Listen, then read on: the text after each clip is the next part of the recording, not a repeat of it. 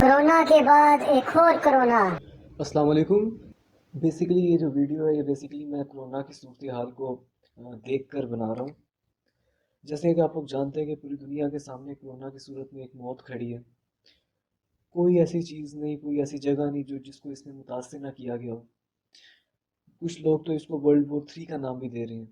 और इतनी जदीद टेक्नोलॉजी होने के बावजूद भी अभी तक इसकी प्रॉपर वैक्सीन नहीं बन पा रही। कोई ऐसी लाइफ नहीं जिसको इसने मुतासिर ना किया हो, चाहे वो एजुकेशनल हो, सोशल हो, रिलीजियस हो। आप देखें इतने स्टूडेंट्स घर बैठे हुए हैं, स्कूल बंद है, कॉलेजेस बंद है, यूनिवर्सिटीज़ बंद हैं, और कोई पता नहीं कब ये खुलने हैं। अक्सर बच्चों की तो साल ज़ाया हो गए हैं इसी वजह से। हर बंदा घर में बंद है, कैदी की ज़िंदगी गुजार रहा है, पता नहीं कब ये उसको आज़ादी मिलेगी दोबारा। रिलीजियसली भी देखें आप, नमाजें भी घर में पढ़ी जा रही हैं, मस्जिद में बहुत कम लोग जो है वो जा रहे हैं। हज के बारे में भी श्योर नहीं है कि हज भी होगा या नहीं होगा।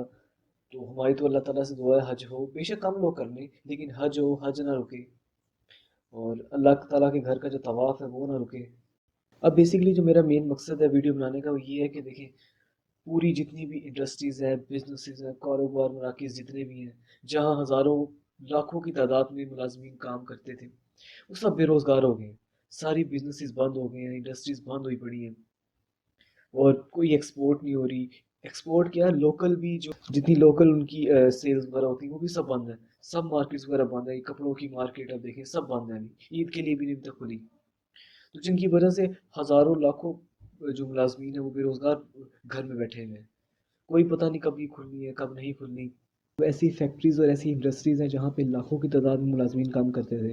अब उनके चूँकि एक्सपोर्ट्स और उनकी जो सेल्स हैं लोकली वो बंद हो गई हैं, तो उन्होंने अपने जो मुलाजमीन हैं उनको नौकरी से निकाल दिए, जो मेरे नज़दीक एक अच्छा स्टेप नहीं है। ठीक है आपकी एक सेल्स वगैरह बंद हुई हैं, एक्सपोर्ट्स बंद हुई हैं, लेकिन देखें आप अगर एक बिजनेसमैन होकर इतना इफेक्ट हो रहे हैं तो सोचें वो जो मुलाजमीन है जो आप पे डिपेंडेंट होते हैं, हर महीने की जो तनख्वाह है उस पर डिपेंडेंट होते हैं, उन पे क्या गुजरेगी?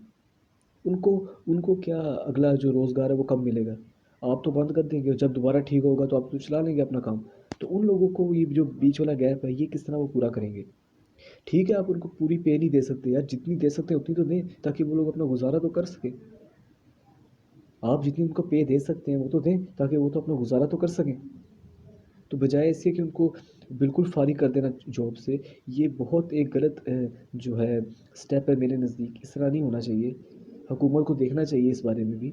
अब इतने लोगों की जो फैक्ट्रीज़ के पास इतना सामान, इतना मटेरियल जो पड़ा हुआ है एक्सपोर्ट होने के लिए या सेल होने के लिए, तो पहले तो वो सेल होगा, उसके बाद फिर वो लोग दोबारा इनको हायर वगैरह करेंगे, जो भी करेंगे। तो तब तक ये लोग किस तरह अपना गुजारा करेंगे? तो ये तो बहुत एक डिफ़िकल्ट पीरियड है इन लोगों के लिए। अ, हज़ारों लाखों लोग बेरोज़गार हो रहे हैं, उनकी फैमिली साथ अफेक्ट हो रही है। तो ये तो बहुत एक मेजर इशू है जो कोरोना की वजह से निकल रहा है, और कोरोना के बाद भी इसके इफ़ेक्ट पड़ेंगे। ये तो साल डेढ़ साल तक चलेगा इसी तरह सिलसिला। और कोरोना का भी कोई पता नहीं कि कब ख़त्म होगा, कब। अभी तक कुछ प्रॉपर इंडिकेशन नहीं है हमारे पास। तो इन हालात में इन लोगों का क्या बनेगा? अब इसके साथ साथ एक फैक्टर टैक्स कलेक्शन का भी आ जाता होता है। वो हम जितनी भी चीज़ें बाय करते हैं उनमें सब हम टैक्स पे करते हैं गवर्नमेंट को। अब वो सब टैक्स गवर्नमेंट तक नहीं पहुंच रहा क्योंकि हम तो खरीद ही कुछ नहीं रहे अब तक। तो वो जो टैक्स कलेक्शन है गवर्नमेंट के पर्सपेक्टिव से, वो भी टैक्स भी नहीं कलेक्ट हो पा रहे, जिससे गवर्नमेंट को भी एक मुश्किल का सामना करना पड़ रहा है। और उसके बरक्स वो हमें रिलीफ दे रहे हैं और बेशुमार हमारे लिए प्रोग्राम चला रहे हैं जिससे हमें वो पैसे पहुँचा रहे हैं, और भी दीगर चीज़ें हैं जो हमें बिजली के बिलों में कमी, और दीगर पेट्रोल की कीमतें कम कर दी गई हैं। तो इस तरह की चीज़ों में हमें रिलीफ भी दे रहे हैं। एक तरफ हमें रिलीफ दे रहे हैं, दूसरी तरफ उनको टैक्स भी नहीं मिल रहा जो कि पहले मिलता था। तो एक उनके पर्सपेक्टिव से भी एक बहुत एक नेगेटिव इम्पैक्ट पड़ रहा है हमारी इकोनॉमी पे। असल में ये तो है कोरोना के दौरान। असल जो इफेक्ट हमें नजर आएगा वो आएगा कोरोना के बाद। हमारा असल इम्तिहान जो शुरू होना है वो कोरोना के बाद शुरू होना है, हमारी हुकूमतों का, हमारा। क्योंकि देखिए जितना पैसा वो हम पे खर्च कर रही है वो तो उनको वापस चाहिए, क्योंकि इकोनॉमी भी तो स्टेबल करनी है, मुल्क भी तो चलाना है उन्होंने। और एक तरफ अभी आपको मैंने बताया कि वो टैक्स भी नहीं ले पा रहे क्योंकि सारा कुछ तो बंद है। आप एक तरफ टैक्स भी नहीं ले रहे, ऊपर से हमें जो पहले से पड़े हुए पैसे उनके पास, जो इकोनॉमी है उनके पास, वो हम पे लगा रहे। तो अब एक दफ़ा ये कोरोना ख़त्म हो, अल्लाह ताला करे, ہماری اللہ تعالیٰ سے دعا ہے کہ جلدی سے جلدی ختم ہو. اور پھر اس کے بعد دیکھیں مہنگائی بھی ہوگی، کیونکہ وہ تو ہونی ہے. اتنا جو لاس ہو رہا ہے حکومت کو وہ تو پورا تو کرنا ہے انہوں نے. اللہ تعالیٰ سے یہ دعا ہے کہ ہماری حکومتیں ہم پہ جو ٹیکس لگائیں، اب جو دوبارہ لگیں گے اوبیسلی، وہ کم کم کر کے لگائیں، آہستہ آہستہ کر کے لگائیں، ایک دم سے نہ لگائیں، کیونکہ اگین وہ پھر جو غریب طبقہ ہے وہ پھر متاثر ہو جائے گا. ہمیں اپنے آپ کو اس مہنگائی کے لیے پہلے سے تیار کرنا ہوگا، کیونکہ دیکھیں پہلے ہی بہت لوگ بے روزگار ہیں اور دیگر مسائل کا بھی ہمیں سامنا ہے. تو ہمیں اپنے آپ کو پہلے سے ہی تیار رکھنا ہوگا اس مہنگائی کے لیے. ہمیں اس مہنگائی کے لیے اپنے آپ کو پہلے سے تیار، یہ کیونکہ یہ تو ہوگا. ٹھیک ہے، آپ کو پتہ ہے پاکستان کے جو حالات ہیں آپ لوگوں کے سب کے سامنے ہیں. تو اس چیز کے لیے ہمیں پہلے سے اپنے آپ کو تیار رکھنا ہوگا اور مل کر اس کا سامنا کرنا ہوگا. حکومت سے ہماری یہی گزارش ہے، اور حکومت سے ہم یہ ایکسپیکٹ کر سکتے ہیں کہ بس وہ آہستہ آہستہ کر کے یہ جو ٹیکس ہے ہم پہ امپلیمنٹ کریں، ایک دم سے نہ لگا دیں. پھر اگین وہی جو غریب طبقہ ہے وہ متاثر ہو جائے گا، جو مڈل کلاس لوگ ہیں وہ اگین بہت زیادہ متاثر ہو جائیں گے اس سے. اب بیسیکلی پاکستان کو، اگر میں پاکستان کی بات کروں تو پاکستان میں کرونا کے ساتھ ساتھ آپ کو پتہ ہے کہ غریبی بھی بہت زیادہ ہے. اب یہ ایسے اتنے لوگ کرونا کی وجہ سے متاثر نہیں ہو رہے جتنے غریبی کی وجہ سے، غربت کی وجہ سے متاثر ہو رہے ہیں. آپ کو میں ایک چھوٹی سی اگزامپل دیتا ہوں.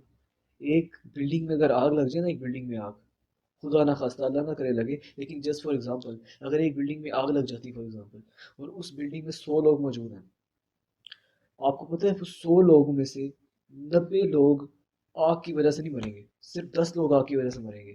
90 لوگ الیکٹرک شوک کی وجہ سے مر جائیں گے، کیونکہ دیکھیے آگ لگی ہوئی ہے، آگ لگتے لگتے اس مین سرکٹ تک پہنچ جائے گی، اور جب آگ وہاں پہ لگ گئی تو وہ جتنی بھی جو الیکٹریسٹی ہے وہ اس ایریا میں آ جائے گی، کیونکہ آگ کی وجہ سے ایئر جو ہوتی ہے وہ آئونائز ہو جاتی ہے، اور آئونائز ایئر الیکٹریسٹی کو کنڈکٹ کرتی ہے. تو 90% 90% لوگ آگ کی وجہ سے نہیں بلکہ الیکٹرک شوک کی وجہ سے مر جاتے ہیں.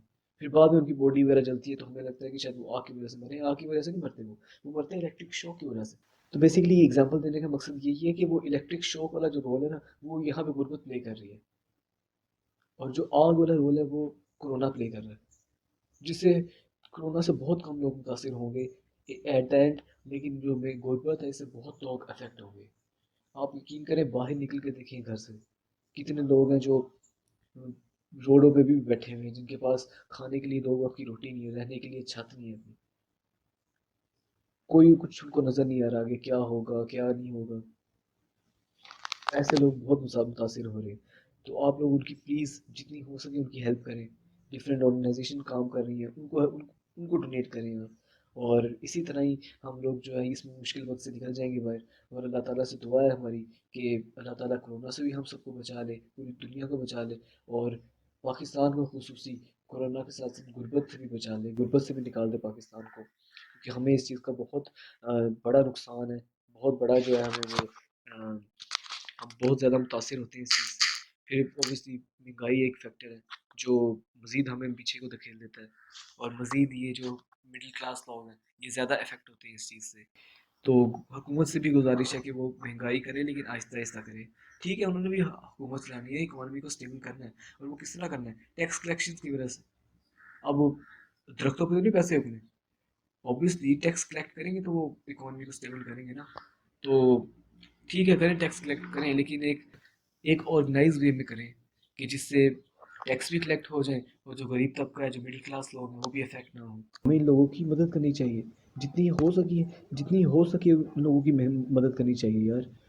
دیکھیں آپ کے نزدیک ایک 10 روپے کا نوٹ ایک 10 روپے کا نوٹ ہوگا، لیکن شاید کسی اور کو وہ 10 روپے کا نوٹ 1,000 کے نوٹ کے برابر نظر آ رہا ہو.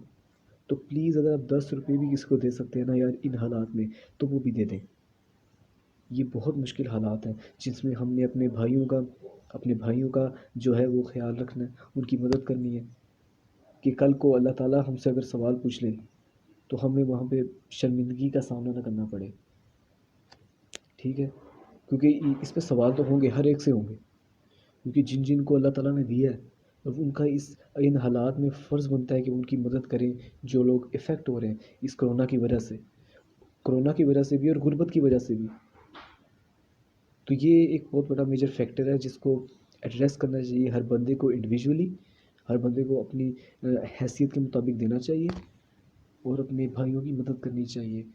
کیونکہ بھی یہ کرونا کے بعد بھی یہ سلسلہ چلنا ہے غربت کا، تو یہ تو ہمیں اپنے جو بھائی ہیں ان کو پوری طرح سے مدد کرنی چاہیے ہمیں، کیونکہ یہ جو کرونا کا سلسلہ ہے یہ تو ابھی چلنا ہے.